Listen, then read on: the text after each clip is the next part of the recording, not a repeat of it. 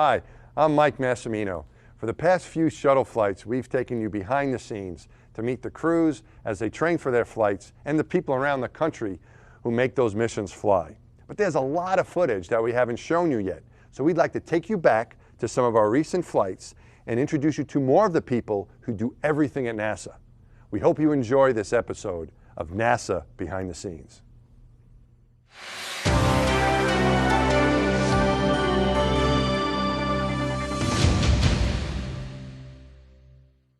We're here in the Mission Control Center. You're supporting STS-131. You're a two-time shuttle commander and two-time shuttle pilot, so you've flown in space 4 times. What were you doing here today, though, with these guys? What was going on? So today I was the asset entry Capcom for STS-131 crew, and we had way too many malfunctions. Sim supervisor really hammered the crew and the mission control team with about 11 independent failures, but the team handled it well, and the crew executed all their procedures perfectly, so it was a good day. We're handing over to the Orbit 2 team, right. and we're in good shape for orbit operations. This is one of our final simulations before the actual launch. Right. And you'll be here, of course, doing your job for the actual launch as well. The actual launch, I'll be the asset entry Capcom, and then I'll be also their Capcom for their orbit. I'll be the Shuttle Orbit 1 Capcom. Yeah. This works out extremely well because the 131 mission is very similar to the mission we just flew on STS-128, so I'm familiar with all their tasks and ready to support anything that might come up with the mission and the crew. And you mentioned failures. I mean, you've been on the flight deck as a commander or pilot for 4 launches. And how many times you've been in here for a launch as a Capcom? I'm not exactly sure. But a lot, a lot right? of Okay. times, So have you ever seen anything in flight that's like, I mean, the sims are always worse than the flight, right? Fortunately, the sims are so far worse than the flight for the most part, and that's a good thing, but we do believe that practicing all these malfunctions is useful training to get us ready. It stresses the team and the crew, and gets us ready for the real thing. We have had a few malfunctions for real, and so we were well prepared to handle those. All right. But there is such a thing as excess, and sometimes sim suits do get a little carried away, and we understand that. All right, man. I know you got to go, but if you don't mind, you would tell me some interesting stuff because we're handing over. You would tell me what was going on. You talking about some of the cool stuff you've done earlier. We were looking at the shuttle flying over Baja. Right, in the sim. And you mentioned you at one point in your life you actually raced in Baja. I did. Right? I was on pit crew since I was about 15 years old down there in Baja for the Goodyear pit crew. Yeah. And then had the opportunity later on. I was part of a racing team, and I was a driver and raced in the Baja 1000, racing the Baja 500 and some other races, and then some other desert races in California and Arizona. So it's always interesting to me when we fly overhead in the space shuttle to look down there and see the places where we chewed up a little dirt down there. Yeah. Did that get you? Now you flew F-18s and then you flew space shuttle. I know you flew a lot of other stuff too, but did that racing you think get you ready for what you're going fast in those other vehicles? It did. You know, there's a lot of racers have to improvise. You know, you have a plan for the race, but things always happen with the race cars, with the pits, and so you have to improvise and adapt and overcome. And so I think racing prepared me very well for service in the Marine Corps and also for at NASA to fly on the space shuttle. Cool stuff, man. It's all good. All right, you're the flight director for this STS-131 crew. What do you think of these guys and gals? It's a mixed crew. We got guys and gals. Crew Discovery is awesome. Looking forward to work with Dex and the rest of Discovery. This is going to be one of the big logistics flights to round out station before the end of the shuttle program, and I know these guys are ready to go do it. All right, so you went to Clarkson, and did you come right down here to work, or did you do something else? I grew up on a dairy farm. All right. And, so I guess I basically grew up into a job there, a family-owned farm operation. Yeah. And were you supposed to stay there and work the farm? Yeah. And you're screwing around by coming over here? Is that what happened? My dad was mad as hell when I told him I was going to engineering school. Yeah.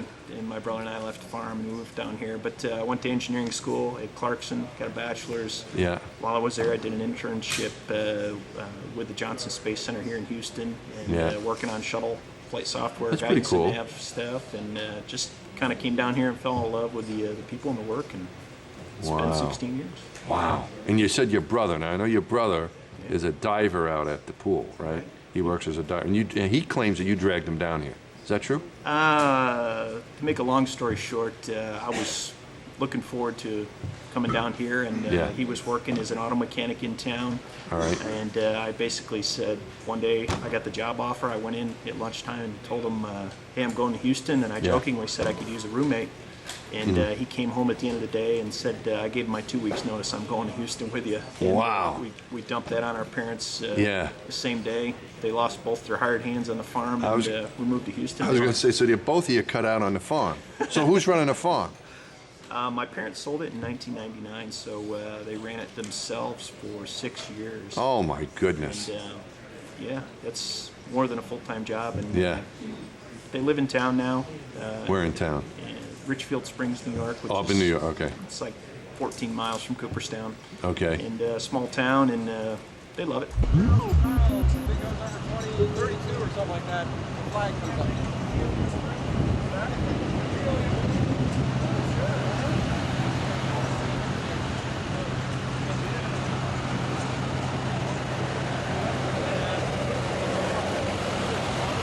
What are you looking for? I'm looking for a tile den. What's your name, man? Dan Keenan. Ken Keenan? Dan? Dan. Yeah, Dan I'm a Keenan. tile guy. A tile guy? TPS engineer. Not bathrooms. No. You do bathrooms and These tiles. Oh, that tile. I just had the tile done in my kitchen. Oh, did you really? Can you do that too? I can do that. For you, I'll do it. Get out of here, good man. Okay, no, but what are you doing here? Dan, what do you got going? I'm looking. See, here's the problem. They all look the same. So now I found one that had a little minor ding, and I'm trying to track it down. Find it. Did you write So down I'm the doing number? it geographically. Okay. It's right there, so... All right. You got to be smart for this job, Dan. No, I you'll find it? I got through that hoop somehow. I've got plenty of film. You have to have good eyes. I'll find it here shortly. How was things? How are things with you? Well, everything's good, man. I got no complaints. I'm glad to hear it. I got no complaints. I hope you find the tile. What are these guys doing over here, man? Let's go look. Oh, they pulled a carrier panel off. That's a... What has he got? What? A carrier panel with bib on it, flexible insulation blanket. All right. Where'd they get that from? They pulled it off... Were they supposed to do that? No way. I'm going to have to get on them. All right. All right. What is... And they got the paper, so and Terry White's here, so we should be good. Terry's the man. I saw him in the wheel well. He is the man. He's the mayor of this place. At least I think so. All right. So what they did is they pulled it off right here. Oh, okay. Yeah, why'd they do that? What'd they do, Terry? What happened? That's where we're actually going to lift the orbiter when we get into the OPF. That's You're the kidding me. attach Is that point. right there? Yes, that's it. No, really? actually we're going to lift it with the floor lifts, but that's where we attach it to the big side jacks. Yeah. That's where it attaches. Got a little to the hole right orbiter. there? Yeah, that's the I'm same going to one we zoom use. in on that one. That's the same one With the we guy's use. right up. There's a guy going in there. What's he looking for? Birds? Well, now he's got to inspect. He's got. He's looking at. He's got. There's a lot of inspecting. Yeah, he's the NASA quality. He's going to inspect it before they put this in there, and then we'll actually put the attachment on the jack into that to support the orbiter for the next several months while we work on it. My goodness. That's the same. That's amazing. That says right there. That's How the same deep is that attach thing? point we used to lift it in the vertical assembly building. Oh, no kidding. Yeah. That's a pretty strong there, isn't it? If you want to, do you want me to get your permission to go up there and Yeah, look can I go at up there and look at it? Look at that. Hey, it looks good to me. It looks good to me. You check it off. Look at it climbing up on the space shuttle. Can you imagine? Look how cool this is. You guys like doing this stuff? Oh yeah. Too many times you get to see all of it because of the structure. Yeah, exactly. What's going to happen now? You guys are going to tow it. Is that right? It's going to get towed? Yes.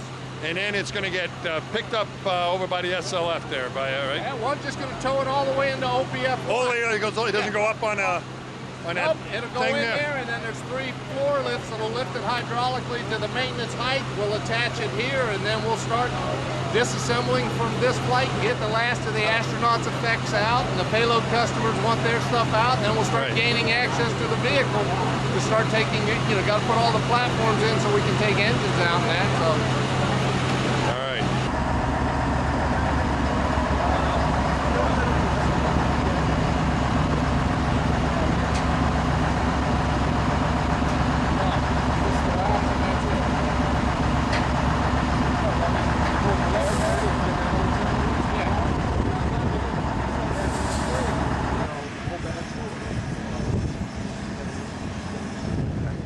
It's going so slow. You know, it went a few hours ago. It was going 17,500 miles an hour, and now it's just going. That's what? It's crawling.